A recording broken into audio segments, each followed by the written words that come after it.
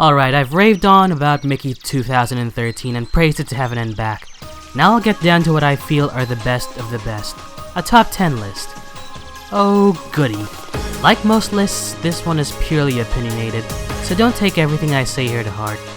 This is just something to consider if you're still on the fence about this series. These 10 shorts are proof of just how good this series really is, and I give them my utmost recommendation. Now then, here we go.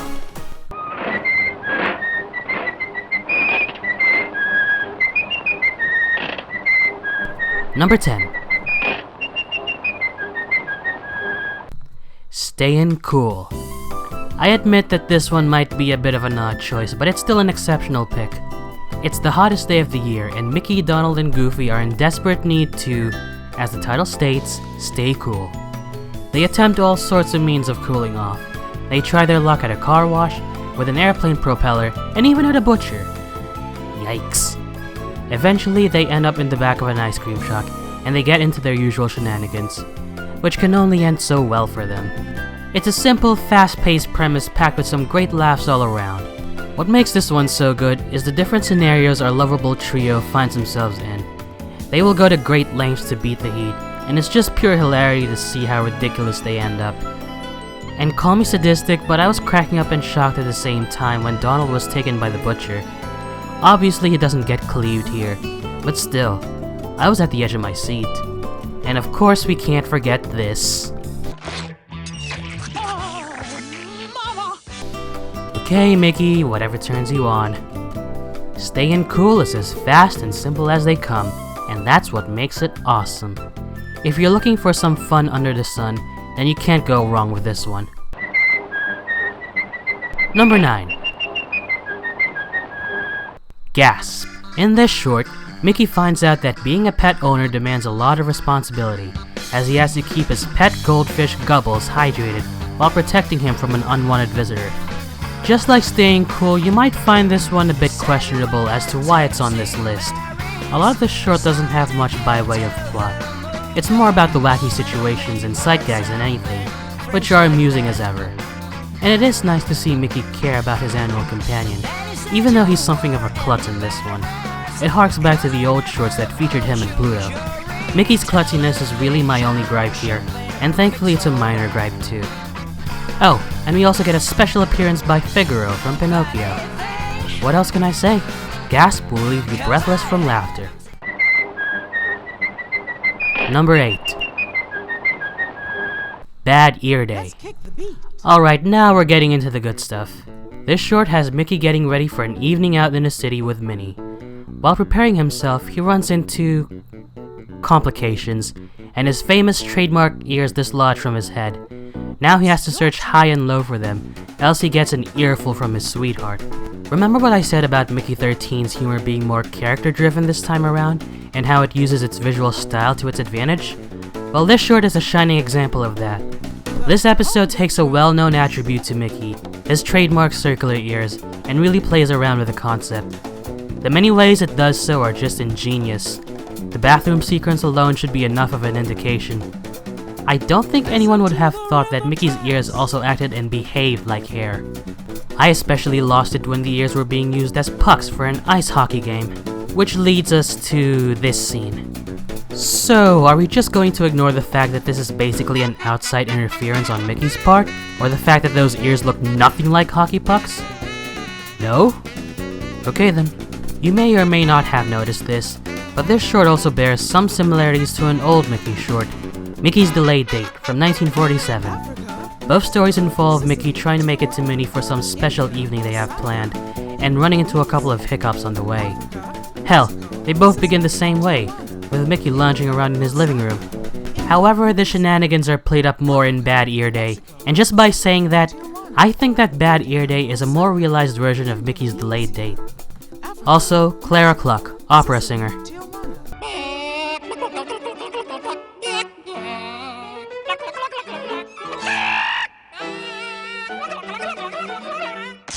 You got me there, Mick.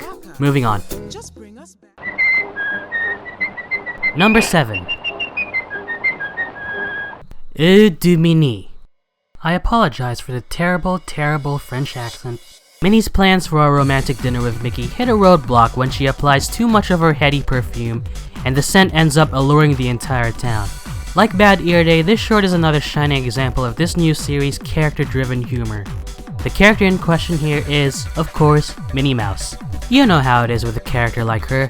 She's the knockout that the men go gaga for, the darling whose affection everyone within her immediate vicinity is vying for. She has the entire opposite gender eating off of the palm of her hand, the entire world wrapped around her tiny little finger. She looks, or in this case, smells so good it hurts. Literally.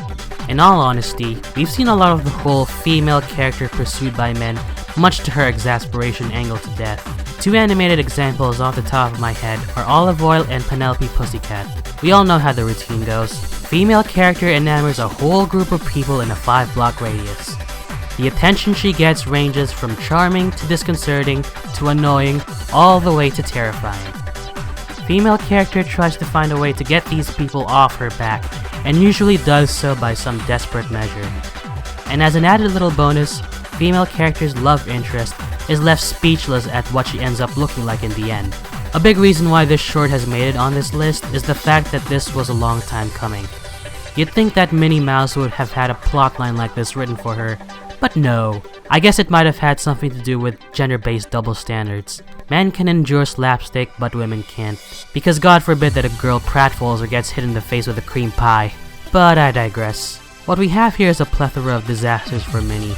And man, if it isn't hilarious to watch. I can name a few notable gems off the top of my head, such as when Minnie accidentally douses herself with an entire bottle's worth of perfume after she tries to get rid of it. And of course, there's these beauties right here. Huh? Nope, too spicy. Ah, too young.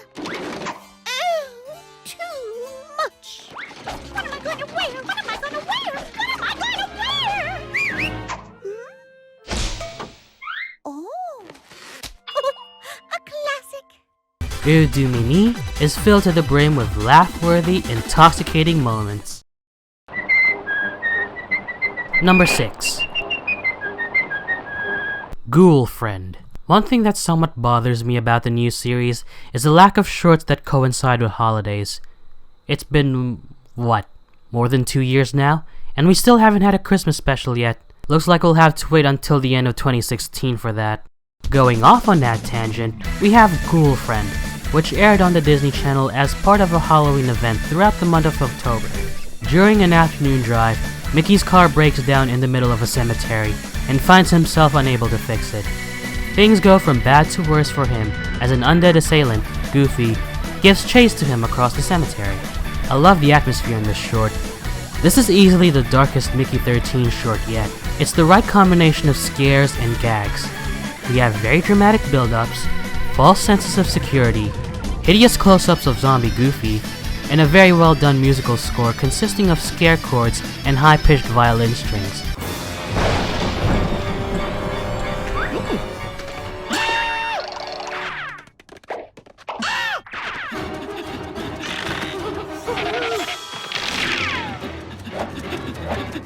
There's also minimal dialogue throughout this short, which brings out the atmosphere even more. Speaking of the music, if a soundtrack is ever going to be available on iTunes or some other music store, I am going to buy it in a heartbeat.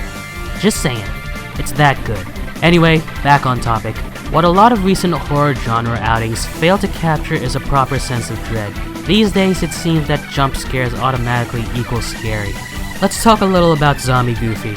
Some people apparently find it odd that it's Goofy of all people that got zombified, and I can somewhat see where they're coming from. It doesn't exactly bode well for the character, seeing as how much stupider he became in this series. Before anyone says that this is more or less a one-off thing, let me remind you that this is an official design for Goofy that the creators went with. There's no continuity in these shorts, but it still raises a few questions. What on earth happened to Goofy? How did he die? And is he really so stupid in these new shorts that he actually ends up killing himself? Oh well, maybe I'm thinking about this too deeply. If you're looking for something that'll knock the socks off of you, look no further than Ghoul Friend. Number 5. Tokyo Go of Seoul Meanie and Mumbai Madness. Yes, you heard it right.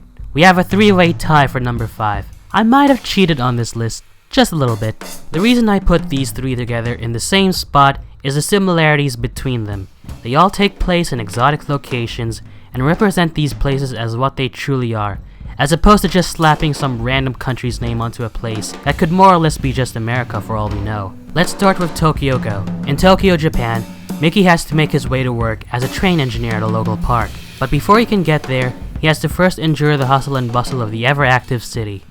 The next short, Do Meanie, takes place in Venice, Italy, where gondola driver Mickey falls head over heels for waitress Minnie and does his best to court her. And last but not least is Mumbai Madness. Mickey, now a taxi driver in Mumbai, India, must escort his newest client, an elephant, to his destination, while at the same time facing all kinds of obstacles that hinder him on the way. What these three shorts and several others like them accomplish is capturing an authentic feel for the locations that they take place in. As I said prior, it's a nice touch and an affectionate acknowledgement of Mickey's worldwide fans. The plots themselves are still solid, with Mumbai Madness taking the cake for being a more spiritual journey for Mickey in a sense. But that's probably because the elephant is more or less the Hindu god Ganesh. I guess whenever Hinduism's involved, any experience automatically becomes spiritual, right? And as usual, these shorts never fail to crack me up. It's a bit cheap of me to say this, but the 8-bit segment in Tokyo Go is my personal highlight for all three shorts combined.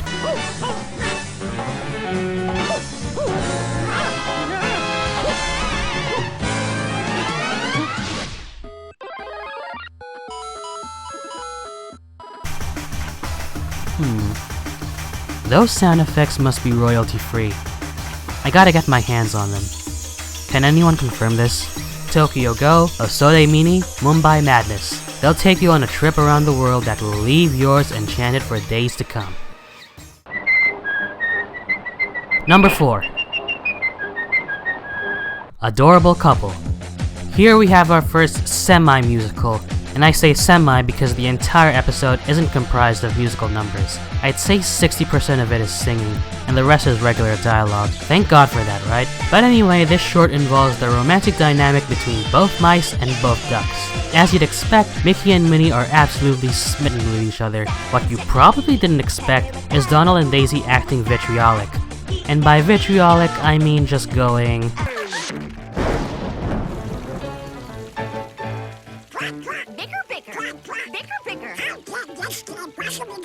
Quack, quack. Quack, quack. Don't think I could possibly be any sicker. Bigger, bigger. Bigger, bigger. Oh no! Oh, that hurts! Yeah. Well, it's par for the course with Donald, but not so much Daisy. They're just two peas in a pod, am I right? It's just priceless what they do with the romantic relationships here. Mickey and Minnie are so love-struck that they probably don't have a single unpleasant bone in their bodies. It's probably pushing the thin line between normal and flanderization, but in a good way. As for Donald and Daisy, yeah. The whole thing does end on a good note though. The musical numbers themselves are quite good. So far the instrumental work has been phenomenal, and I can't say that there's a musical piece that I say I dislike. It's a pretty neat touch that Mickey and Minnie's opening number takes the motif of the end credits theme. And again, I have to ask, when are we going to get a soundtrack released?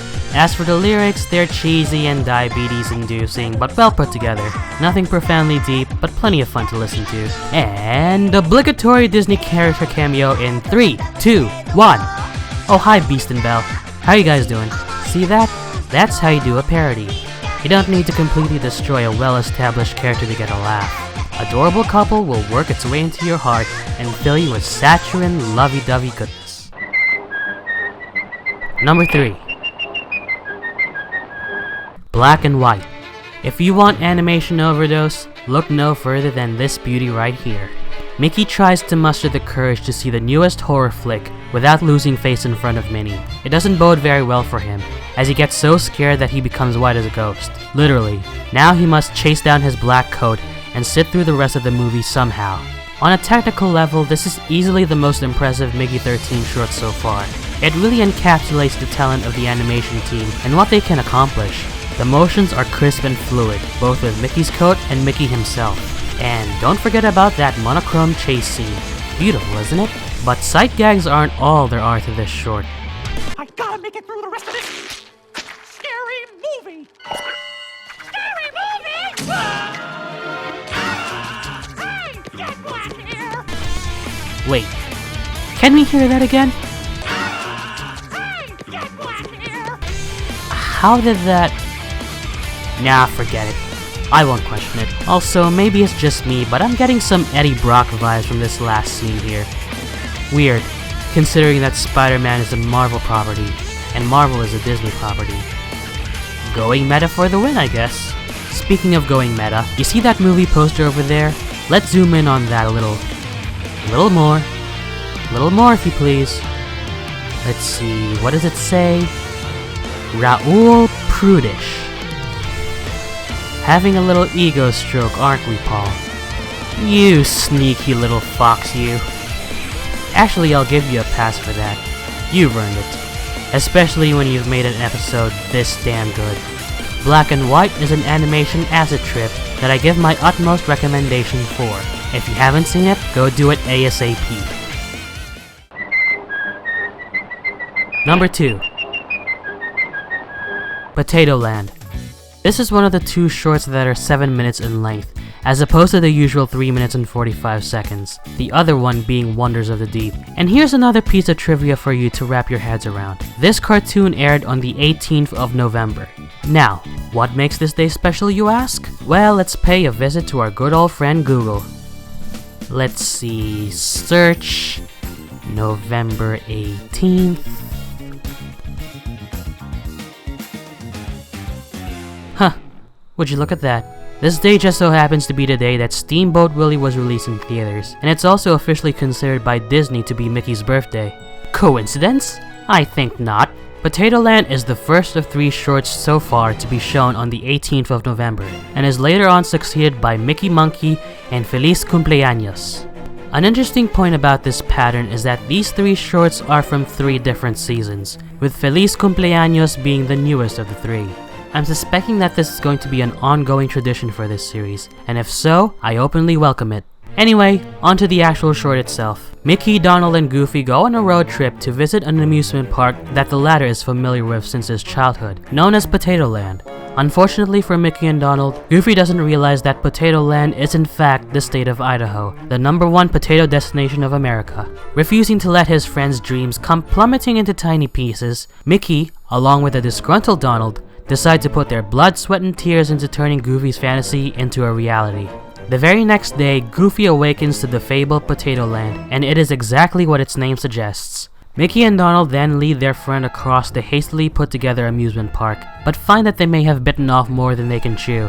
If this short hasn't made itself perfectly clear yet, it's obviously a love letter to those of us who've been to a Disney theme park, which is more or less 80% of us by this point. Everything about Potato Land resembles a Disney theme park, especially Disneyland. There's a Haunted Mansion reference, a reference to Main Street, and a few more that I might be missing somewhere. Feel free to spot them all at your own leisure. Even with the slapdash way Potato Land is assembled, it still manages to capture the feel and atmosphere of a Disney theme park. Now I kinda wanna go there again. Nostalgia aside, are the merits of the short itself strong enough? Definitely. There's just such a warm and fuzzy feeling you get from watching a cartoon like this. I mean, it's not like Adorable Couple or my upcoming #1 pick, where everything is so saccharine to the point of diabetes inducing. It's genuinely endearing to look at. Between seeing Goofy glamorizing his dream, Mickey and Donald going out of their way to make their friend happy, and Goofy living out his dream, even if it looks like it was put together by a mouse and a duck. Wait, what am I talking about? It was put together by a mouse and a duck! It's got a good number of laughs to balance things out, but those are more or less secondary to the real attraction of this short. Throughout the years, Mickey, Donald, and Goofy are close-knit best friends, and their friendship continues to endure.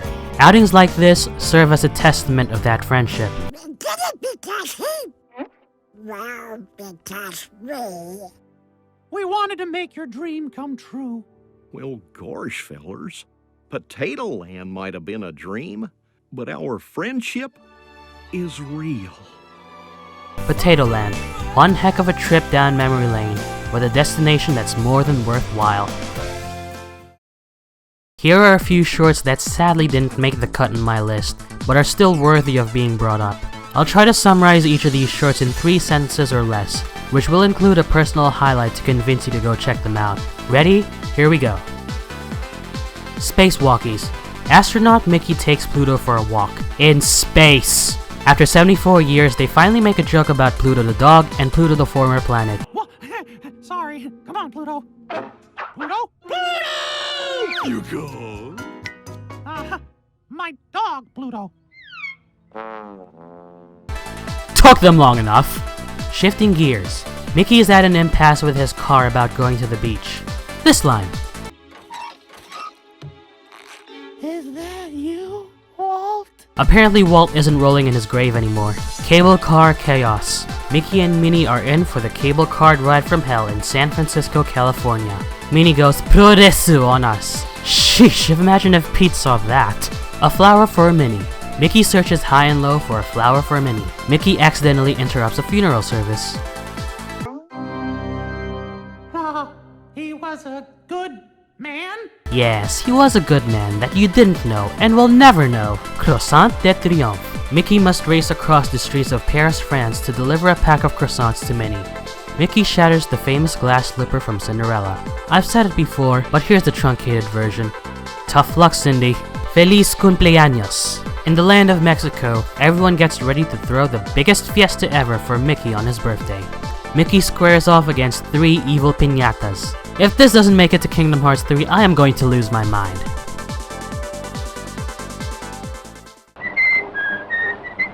Number 1. Wish Upon a Coin.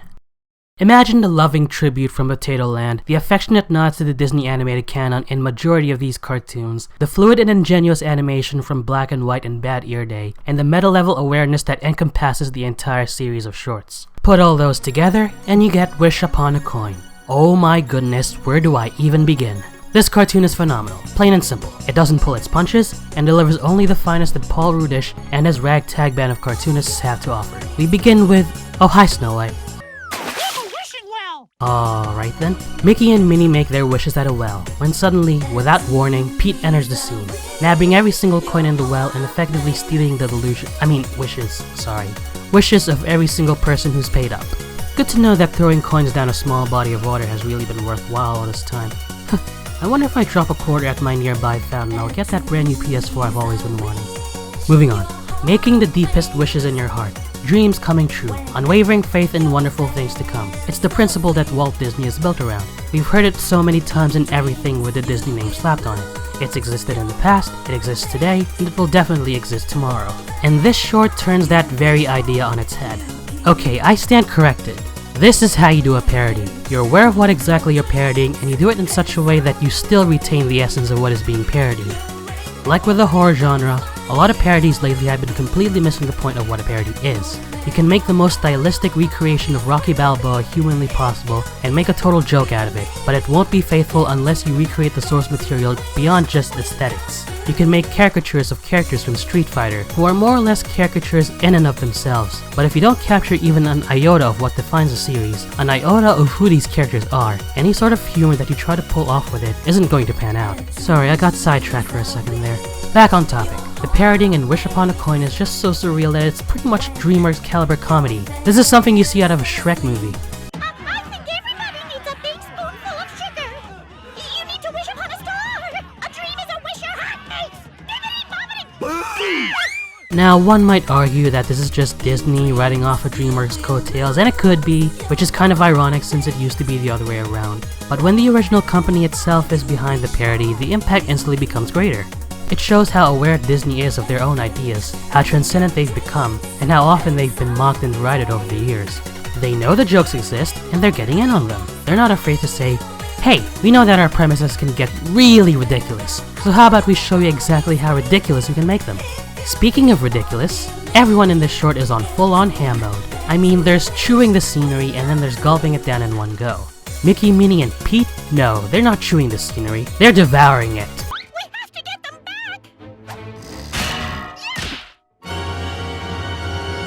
What happened? I tripped on a dwarf. I tripped on a dwarf too. No. Sit on a dwarf? No. Click on a dwarf. Oh, gosh. Alright, we get it. You tripped on a dwarf and fell over. I haven't even gone into the animation of this short yet. Did I mention how superb it is? It's not quite on the level of Black and White, but it comes very close. There isn't a single scene in this short that looks uncanny or out of place, and emotions are as fluid as ever. Everything about this cartoon hits all the right notes. The animation, the comedy, the breathtaking throwbacks to the classic Disney canon, they're all spot on. Wish upon a coin. Truly spectacular and a more than worthy successor to the good old days. So what are you waiting for? Go check it out.